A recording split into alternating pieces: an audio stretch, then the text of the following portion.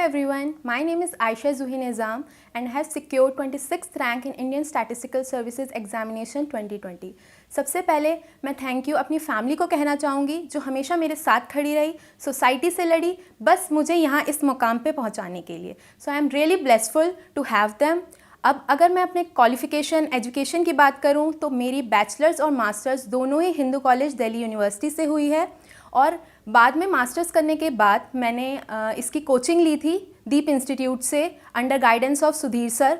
फिर 2018 में मेरा रिटर्न एग्ज़ाम तो निकल गया था बट फाइनल रिज़ल्ट में मेरा नाम नहीं आ पाया. फिर 2019 में I work more hard but उसमें भी मेरा अनफॉर्चुनेटली रिटर्न में भी नाम नहीं आया. पर 2020 में मैंने और मेहनत की और रिज़ल्ट आप लोगों के सामने ही है.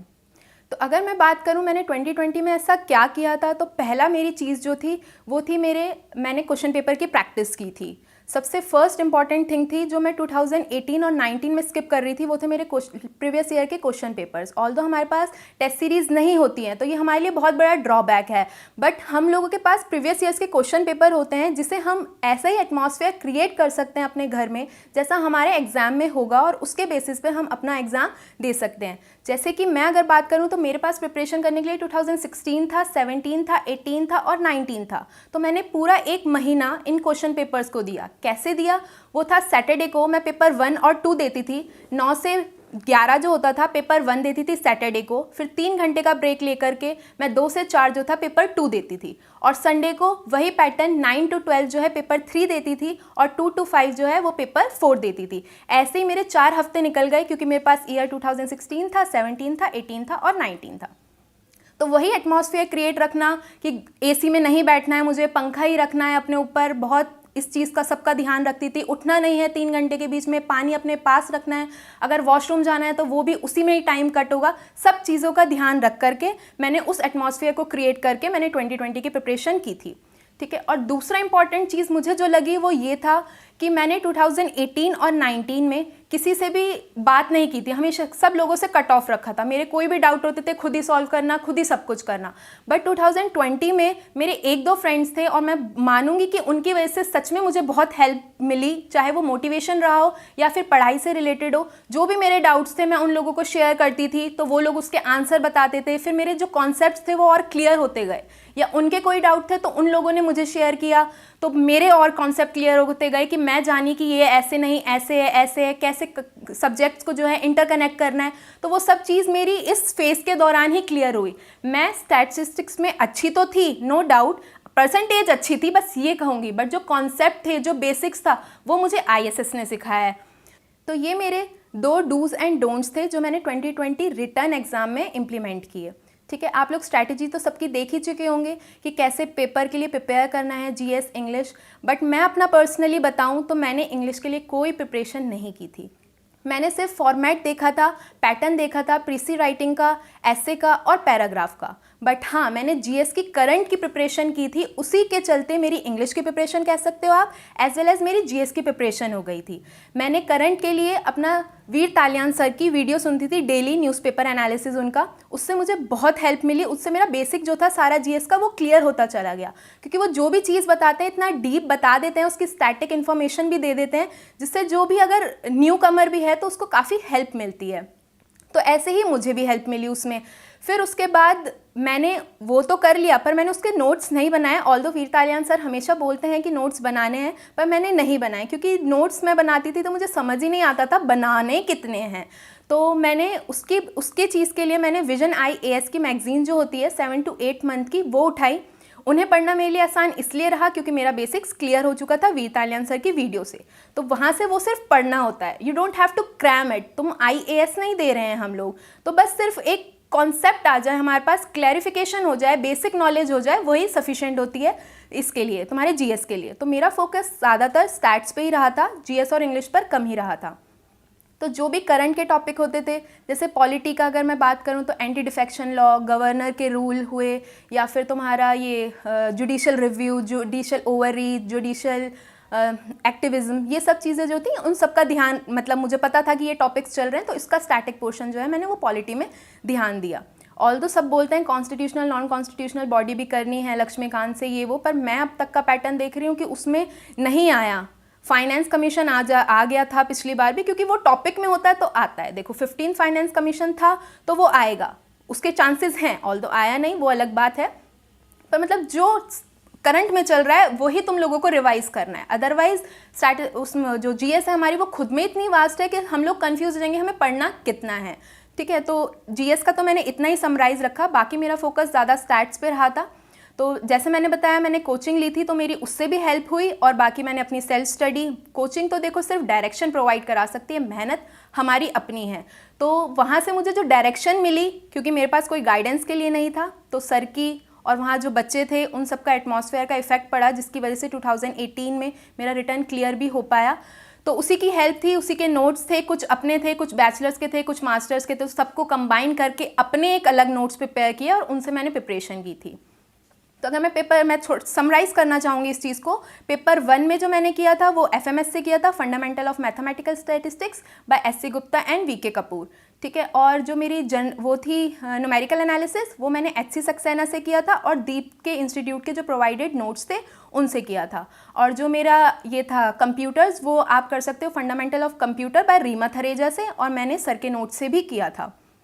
ठीक है, अगर पेपर 2 की बात करें तो पेपर 2 में हमारा ऑफिशियल स्टैटिस्टिक्स आता है।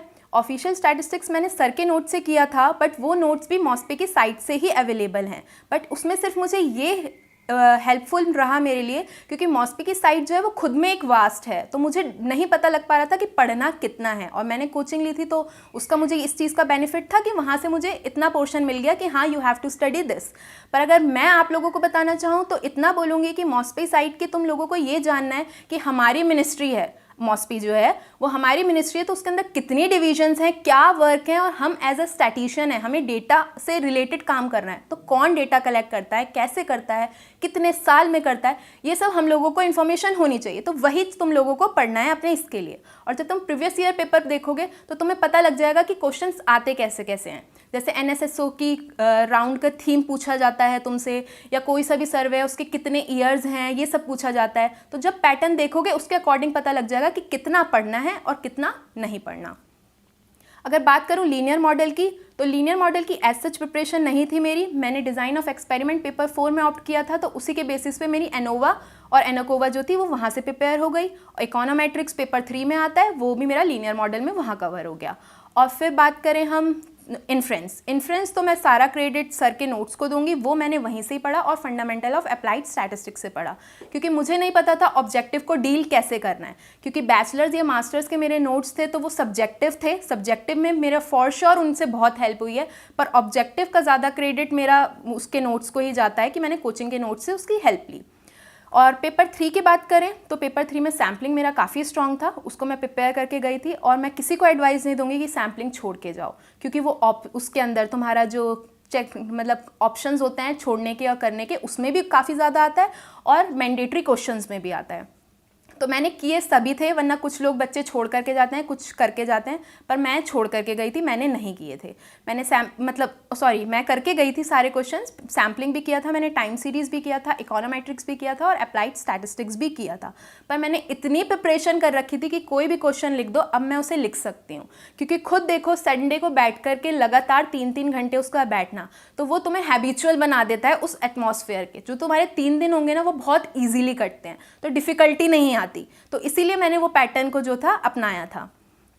तो इस समय तो मैंने सब कुछ किया था, कुछ नहीं छोड़ा था। अगर नोट्स की बात करो तो सैम्पलिंग मेरे बैचलर्स मास्टर्स के नोट्स, सर के नोट्स सभी का कॉम्बिनेशन था। फिर टाइम सीरीज़ की बात करो वो मेरे मास्टर्स के नोट्स, सर के नोट्स का कॉम्बिनेशन था, और इकोनोमेट्रिक्स सर के नोट्स का कॉम्बिनेशन था, और FAS का था, फंडामेंटल ऑफ अप्लाइड स्टैटिस्टिक्स का भी था, और जो अप्लाइड वो बचा इंडेक्स नंबर और हमारा कौन सा बनता है डिमांड एनालिसिस, वो मैंने FAS से ही किया था। ठीक है, अब कमिंग टू पेपर 4। पेपर 4 जब से मैंने ये ऑप्ट किया है 2018 से, मैंने सेम ही चीज़ रखी है, 2 चीज़ें, which was demography and vital statistics, and second paper was design of experiment. बहुत लोग बोलते हैं चेंज कर लो, ये कर लो, स्कोर नहीं आ रहा है या नहीं, पर मुझे था कि मुझे यही रखना है, मेरा ये स्ट्रॉन्ग है, नहीं स्कोर हो पाया, हो सकता है कुछ और फैक्टर्स रहे हों, बट मुझे नहीं लगता कि ये मेरा सब्जेक्ट जो है वो वीक है। कुछ लोग बोलते हैं 3 सब्जेक्ट प्रिपेयर करने हैं, पर मैं ये नहीं पर्सनली रिकमेंड करती कि 3 करो, क्योंकि खुद में सिलेबस इतना वास्ट है कि हम 3 नहीं कर पाते। 2 कर लो बहुत है। इससे बेटर तो ये है पेपर 3 में जो जो तुम्हें दे रखा है वो सब करके चले जाओ, rather than doing this 3 subjects in paper 4। इससे बेटर है पेपर 3 में जितने भी सारे सब्जेक्ट्स हैं वो कर लो। तो मैंने वही पैटर्न करा जो यूपीएससी ने बोला कि पेपर 4 में 2 करना है प्रिपेयर, तो 2 ही।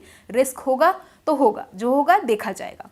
तो मैंने जो FAS से ही किया अपना ये demography and vital statistics, migration वाला पोर्शन जो था वो सर के नोट से किया कोचिंग के, और जो अपना डिज़ाइन ऑफ एक्सपेरिमेंट था वो मुझे हिंदू कॉलेज में ग्रेजुएशन में बहुत अच्छा कराया गया था। वो मेरा काफ़ी स्ट्रॉन्ग सब्जेक्ट भी रहा है, हमेशा से मेरा फेवरेट रहा है, तो वो मैंने वहाँ से किया था। तो ये तो मेरा हुआ पेपर का ड्यूरेशन कि मैंने कैसे कैसे प्रिपरेशन करी, और मैंने अपने डूज एंड डोंट्स भी बताया कि क्या क्या चीज़ों का मैंने ध्यान रखा। एक वही कि मैंने पेपर्स की प्रैक्टिस की, दूसरा मैंने अपने फ्रेंड सर्कल जो था वो बहुत छोटा रखा, 1-2 को ही, और उनसे भी टाइम को आपको डिस्क्राइब करना है, मतलब you have to tell them कि इतने बजे ही मैं कॉल करूँगी, ताकि तुम्हारा टाइम वेस्ट ना हो। वरना फ़ोन चलाने लगो तो भाई FB है, व्हाट्सएप है, बहुत चीज़ें हैं जो डिस्ट्रैक्ट करती हैं। तो उन सब को ना करते हुए टाइम फिक्स करो कि मैं 6:10 मतलब 6:10 पे कॉल करूँगी, उस टाइम बात करो, अपने डाउट क्लियर करो। कितनी भी देर लगती है, वो डाउट सच में हेल्पफुल रहते हैं जब भी तुम दूसरों से कन्वर्सेट करते हो, क्योंकि वो जो है तुम्हारे हेल्प करते हैं, तुम्हें एग्जामिनेशन में रिकॉल करते हैं कि हाँ उसने ऐसा बोला था, हाँ उसने ऐसा किया था। तो ये थे मेरे जो रिटर्न चीज़ में रहा। फिर जब मेरा रिटर्न का एग्ज़ाम हुआ 3 दिन, तो मुझे कोई ऐसी दिक्कत नहीं आई, क्योंकि मैंने वही सब कुछ प्लान करके कर रखा था कि मुझे कुछ होना नहीं चाहिए। घर का खाना खाती थी, पानी भी घर का ही कंज्यूम कर रही थी, सब चीज़ों को अपने पैटर्न में रखा। सबसे ज़्यादा टेंशन नहीं लेनी, ये चीज़, टेंशन लेकर के काम ख़राब होता है, तो टेंशन बिल्कुल नहीं लेनी थी। टेंशन लेती तो गड़बड़ होनी थी। इससे बेटर है भैया खुश रहो और अच्छे से करो। तो ये चीज़ मैंने अपने आप को फंडा बना रखा था कि आराम से दे करके आऊँगी, कुछ भी हो, होना होगा हो जाएगा, नहीं होना होगा नहीं होगा। टेंशन लेकर के किसी का भी नहीं हुआ, ना मेरा होता। तो मैंने उस चीज़ को ध्यान रख रखा था। आराम से सोई थी, ऐसा नहीं था बिल्कुल भी किसी भी दिन मैंने कट डाउन करी हो अपनी स्लीप। आराम से जो भी मेरे 3 दिन गए थे वो आराम से सोई थी मैं। तो ये तो मेरे उसकी फेज़ रहा। फिर उसके बाद मेरा जब इंटरव्यू रहा, तो इंटरव्यू में अगर मैं आप लोगों को बताऊं तो I secured 2nd highest marks in interview. तो मेरा ये था कि मैंने इंटरव्यू के लिए एज सच कोई प्रिपरेशन नहीं की थी, क्योंकि मेरा रिज़ल्ट जो था 22 जनवरी को आया था, और फिर उसके बाद नोटिफिकेशन आ गया था RBI के लिए। तो मैं RBI की प्रिपरेशन स्टार्ट करने लगी थी। RBI का प्री हुआ, फिर मेंस हुआ, मेंस 31 मार्च को कंप्लीट हुआ, और 19 अप्रैल को मेरा इंटरव्यू था। तो मेरे पास सिर्फ थोड़े ही दिन बचे थे। उन थोड़े ही दिनों में भी कुछ फैमिली फंक्शंस थे, तो कुछ अटेंड किया। तो 13-14 दिन आप कह सकते हो लगभग वो बचे थे मेरे पास प्रिपरेशन करने के लिए इंटरव्यू की। पर जब मुझे पता था कि मेरा बेसिक स्ट्रॉन्ग है, तो मुझे क्यों डरने की क्या बात थी। इंटरव्यू में वो कुछ नहीं पूछता, रट्टा वाला कुछ नहीं पूछता है। एग्ज़ाम में पूछ ले, एग्ज़ाम में तुम्हें चीज़ों को याद करना है कि हाँ ये इसकी इतनी डिविजन्स हैं, या ये फंक्शन है, या ये है, कुछ भी जो भी हो, इसका ये मूवमेंट ऑफ जनरेटिंग फंक्शन है, ये तुम्हारा फर्स्ट मूवमेंट है, सेकेंड मूवमेंट है, जो भी है, मतलब क्रैम वाला पोर्शन जो है वो उसमें है। इंटरव्यू में कुछ है ही नहीं। तो सबसे ज़्यादा कॉन्फिडेंस तभी आता है जब तुम फियरलेस हो। तो उसके लिए जब इंटरव्यू की प्रिपरेशन करनी थी, तो तुम्हें बैठकर आराम से अपने आप को टाइम देना है, वो सबसे ज़्यादा इंपॉर्टेंट है। बैठो, आराम से सोचो पिछले में तुमने किया क्या है। जैसे मैं अपनी बात करूं तो पिछला मैंने स्टैट से मेरा बैकग्राउंड था, तो तुम्हारा, और तुम घुस भी स्टैटिस्टिक्स की फील्ड में रहे हो, तो तुम्हारा स्टैट्स का बेसिक जो है वो क्लियर होना चाहिए। अब स्टैट्स का बेसिक होता क्या है?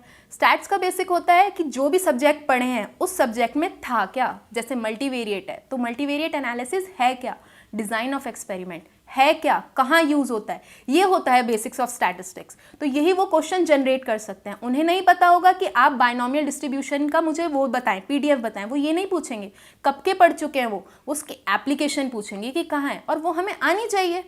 हम भी तो यही चाहते हैं ना, हमें स्टैट्स इतनी अच्छी आए कि हम बता सकें हम ये पढ़ रहे हैं तो इसका यूज़ ये है।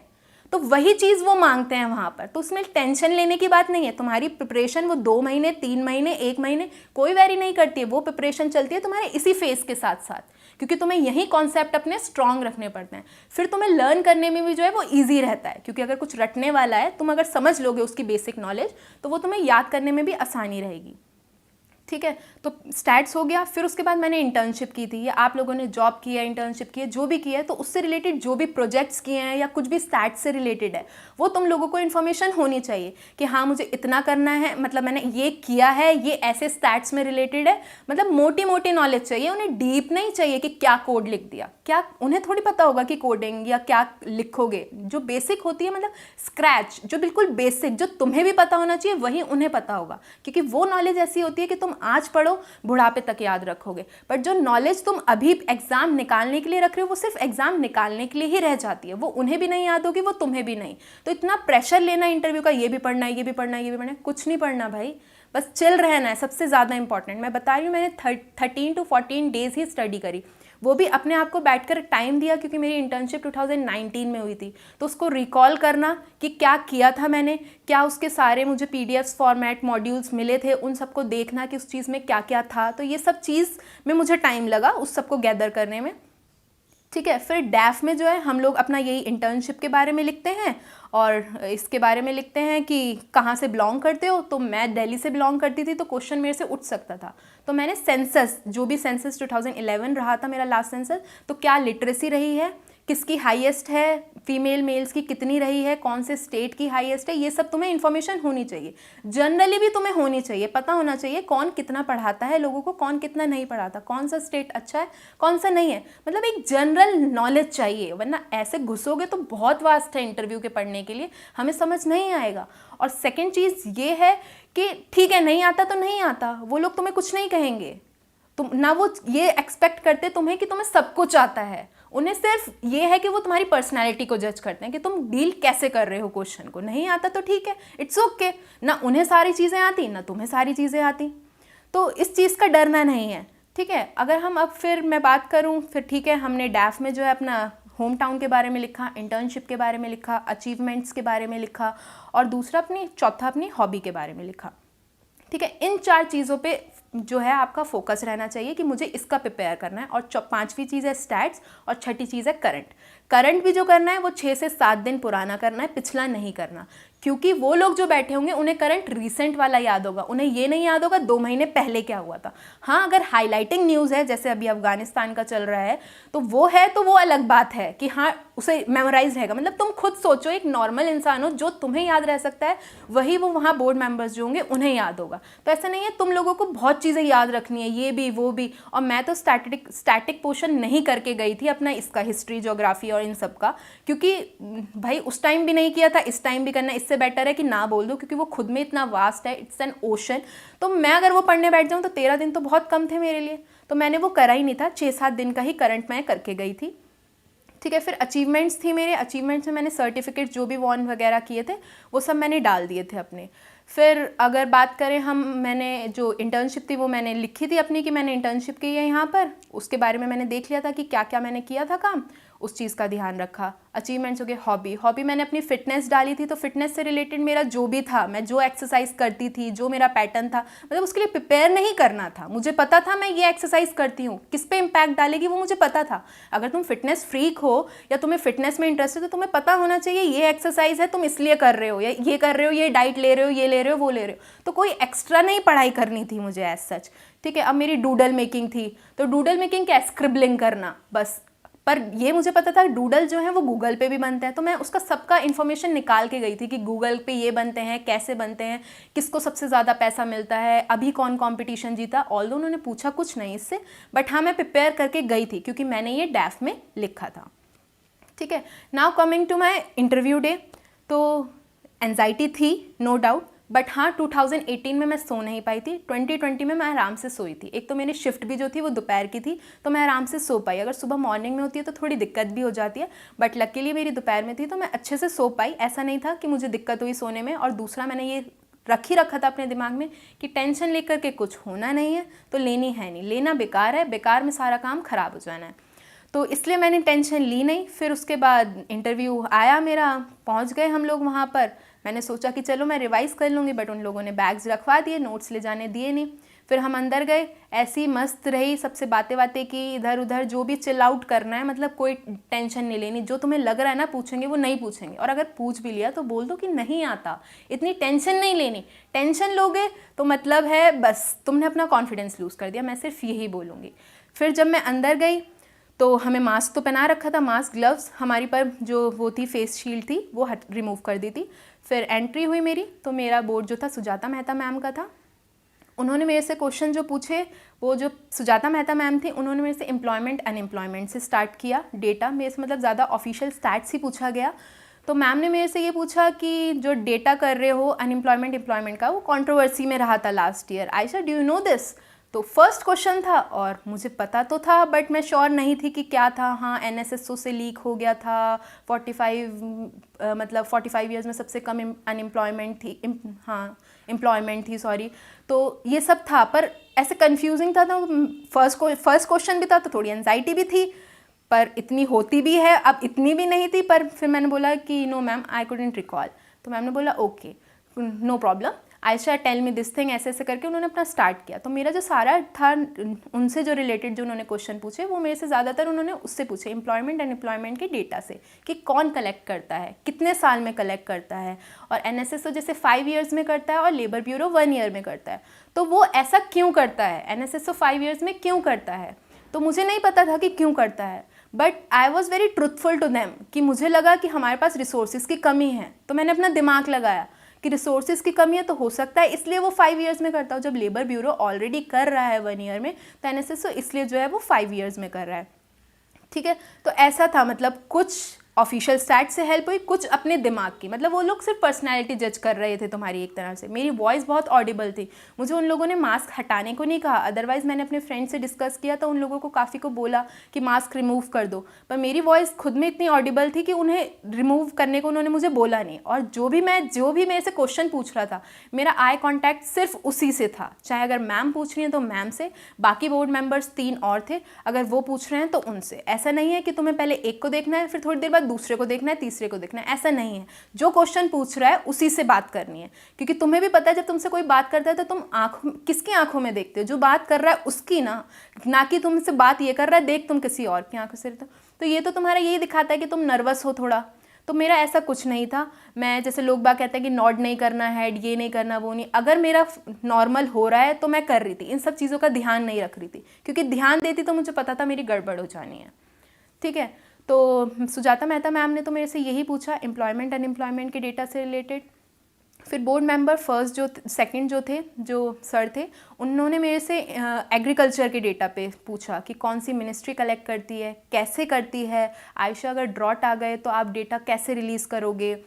और तो मतलब देख रहे हो आप, ऑफिशियल स्टैट से था, मतलब ये नॉलेज तुम्हें भी पता होनी चाहिए। एज अ स्टैटिशियन तुम लोगों को पता होना चाहिए कि एग्रीकल्चर का डेटा कौन रिलीज़ करता है, कौन मिनिस्ट्री करती है, कैसे करते हैं। तुम लोगों को क्यूरियोसिटी होनी चाहिए इस चीज़ की कि हमें पता लगे कि होता कैसे है, क्या है। और अगर ये बोलोगे कि भैया जब करेंगे तब देख लेंगे, तो वो अलग बात है, तुम वहाँ ना भी बोल सकते हो। ये नहीं है तुम्हें सब आंसर्स देने हैं, मुझे भी सब आंसर्स नहीं पता थे, जो पता थे वो मैंने आंसर्स दिए। फिर सर ने मेरे से सैम्पलिंग से पूछा कि अगर मुझे डेटा जो है स्कूल का कलेक्ट करना है तो मैं कौन सी सैम्पलिंग लगाऊंगी। मैंने बोला स्ट्रेटिफाइड। तो कहने लगे स्ट्रेटिफाइड या क्लस्टर, क्योंकि पता है कि कंफ्यूज हो जाते हैं स्ट्रेटिफाइड क्लस्टर में। तो मैंने स्ट्रेटिफाइड दिया, मैंने रीज़न दिया कि क्यों मैं स्ट्रेटिफाइड लगाऊंगी। तो मुझे सर ने गुड बोला, उस टाइम पे 2-3 बार बोला उन सर ने मुझे गुड। फिर तीसरे सर के पास गए, तीसरे सर ने क्वेश्चन स्टार्ट किए, तो उन्होंने मेरे से डेटा से रिलेटेड पूछे, जैसे कि what are the characteristics of data. तो मुझे समझ नहीं आ रहा था कि कैरेक्टरिस्टिक्स ऑफ डेटा में क्या बोलूँ, पर मैंने घर आकर गूगल किया तो यही सब बताना था कि जैसे रिलायबल होना चाहिए, एसेसिबल होना चाहिए, अवेलेबल होना चाहिए, तो ये सब कैरेक्टरिस्टिक्स होती हैं। तो मतलब यही जनरल था एक, ये कुछ ऐसा नहीं था कि तुम ये पढ़ोगे, ये तुम्हें थोड़ी पता था कि हमसे पूछ सकते हैं। ठीक है, तो ये था। फिर उन्होंने पूछा how to deal with data, तो डील कैसे करना है ये भी हमें पता होना चाहिए कि मिसिंग ऑब्जर्वेशन हटानी होती है, मल्टीकोलिनैरिटी रिमूव करनी होती है, हेटेरोस्केडेसिटी, ऑटो कोरिलेशन, तो ये सब मतलब जनरल बेसिस पे, कोई स्टैट्स नहीं था। मतलब स्टैट्स का बेसिक यूज़ था, पर ऐसा नहीं था कि कोई नॉलेज बेस था। ठीक है, उन्होंने ये पूछा। फिर उन्होंने मेरे से पूछा आर्टिफिशियल न्यूरल नेटवर्क के बारे में कि वो क्या होता है और हाउ इट इज़ बेस्ट। तो ये मेरी इंटर्नशिप से हेल्प हुई मुझे कि मुझे मशीन लर्निंग का थोड़ा सा स्क्रैच पोर्शन पता था कि ANN KNN क्या होता है, तो मैं उससे बता पाई। उन सर ने भी मुझे गुड बोला, तो मेरे में कॉन्फिडेंस और बिल्डअप हुआ कि ठीक है भाई, अच्छा जा रहा है मेरा। तो दोनों सर ने मुझे हाँ गुड बोल दिया। फिर जो 4th सर थे उन्होंने मेरे से पूछा factors of mall nutrition data, मतलब अगर तुम्हें डेटा कलेक्ट करना है माल न्यूट्रिशन का तो तुम क्या फैक्टर्स कंसिडर करोगे। टाइम लिया मैंने कि सर वो हो सकती है एज, हो सकती है मदर की, या फिर जो मैं फैक्टर्स बोलती गई तो धीरे धीरे मैंने बोला। सर भी हेल्प कर रहे थे और ऐसा नहीं था कि you have to speak everything in English, वो बाइलिंगुअल हो रहे थे। तो तुम्हें अगर कंफर्टेबल हिंदी में हो रहा है तो तुम हिंदी में भी बोल सकते हो। तो मैंने तो इंग्लिश प्रेफर की थी, बट करना है तो कर लो, मतलब इस चीज़ का डरना नहीं है। डरोगे तो मैं बार बार यही बोलूँगी कि चीज़ें जो हैं और वर्स हो जाती हैं। तो डरना नहीं है, खुश होकर के देना है। मतलब ये तुम्हारे लिए प्रिविलेज है कि तुम वहाँ तक पहुँचे हो। उस चीज़ का जोश बना करके तुम लोगों को अपना इंटरव्यू देना होता है। ठीक है, तो सर ने पहले ये पूछा, फिर उसके बाद सर ने मेरे से जो पूछा, सर ने पूछा कि Ayesha you have von many certificate, नहीं सॉरी, उन्होंने मेरे से पूछा कि योर हॉबी इज़ पेंटिंग। मैंने बोला no sir, my hobby is not painting. तो सर कहने लगे you have written in your DAF. मैंने बोला sir no, I have not written in my DAF. But मुझे ये याद नहीं रहा, मैंने अचीवमेंट्स में जो था वो लिख दिया था कि I want many certificates in painting. बचपन में इतनी पेंटिंग की कि सारे सर्टिफिकेट उसी में हैं, बट बड़े होते होते पेंटिंग छूट गई और मैं क्रिएटिव वर्क में ज़्यादा लग गई कि जो भी वेस्ट से हुआ उससे बना दिया, कभी बर्थडे पे गिफ्ट कर दिया, ऐसे पॉपअप बॉक्स, कार्ड्स, ये सब, इन सब चीज़ों में लग गई। मतलब पेंटिंग वो हट गया। बट सर ने वो चीज़ पूछ ली। अब जो सच था मैंने वही बोला, क्योंकि मैं फ्रेम करती तो मुझे पता था वो लोग पकड़ लेते कि आई एम जस्ट, मतलब मैं उन लोगों का वो कर रही, ब्लफ कर रही हूँ उनके साथ। तो मैंने ये चीज़ नहीं करी, जो मेरे दिल में था, जो सच था, मैंने वही बोला। मैंने कहा sir I use to do painting in school but now I use to make doodles. तो कहने लगे अच्छा ऐसा क्यों। तो मैंने बोला कि सर टाइम के साथ साथ वो बस इंटरेस्ट चेंज होता गया। तो कहने लगे ओके। तो कहने लगे डूडल मेकिंग में कभी कोई कंपटीशन में पार्टिसिपेट किया है। मैंने बोला नो सर। तो कहने लगे क्यों, करना चाहिए। मैंने कहा सर मुझे डूडल मेकिंग ही पता लगा अपने कॉलेज टाइम्स में, और कॉलेज टाइम में कोई ऐसी अपॉर्चुनिटी मिली नहीं। और ये सच था, डूडल मेकिंग मुझे बचपन में नहीं पता था कि व्हाट इज़ डूडल मेकिंग, पता ही मुझे कॉलेज में आके लगा है। तो ही वॉज स्माइलिंग और बाकी सब मेम्बर्स भी हंस रहे थे, बट ठीक था, मुझे कोई ऐसा नहीं लगा कि मेरी ईगो पे बात गई है या कुछ ऐसा हुआ। और एक क्वेश्चन ये भी था कि मैम ने जब मेरे से पूछा, सुजाता मेहता मैम ने मेरे से पूछा कि आयशा ये बताओ कि हमें डेटा चाहिए क्यों होता है। तो मेरे मुंह से जो निकला वो निकला प्रोटेस्ट के लिए। अब प्रोटेस्ट के लिए, तो शी वॉज स्माइलिंग कि प्रोटेस्ट के लिए बोल रही है। फिर मैंने उस चीज़ को बताया कि प्रोटेस्ट हम करते क्यों हैं, क्योंकि वो हमारा राइट है, right to work, fundamental right है हमारा, राइट टू वर्क। तो मैंने ऐसे जो है उसको ट्रांसफॉर्म किया अपने आंसर को। वो भी सच था, कोई झूठ तो मैंने बोला नहीं, बट जो तुरंत आंसर था वो प्रोटेस्ट था, जो मुझे खुद को भी लगा कि ये क्या बोल रही हूँ इंटरव्यू में कि प्रोटेस्ट।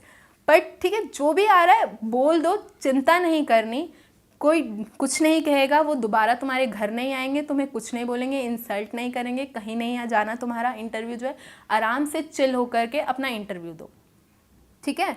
तो ये चीज़ ध्यान रखनी है।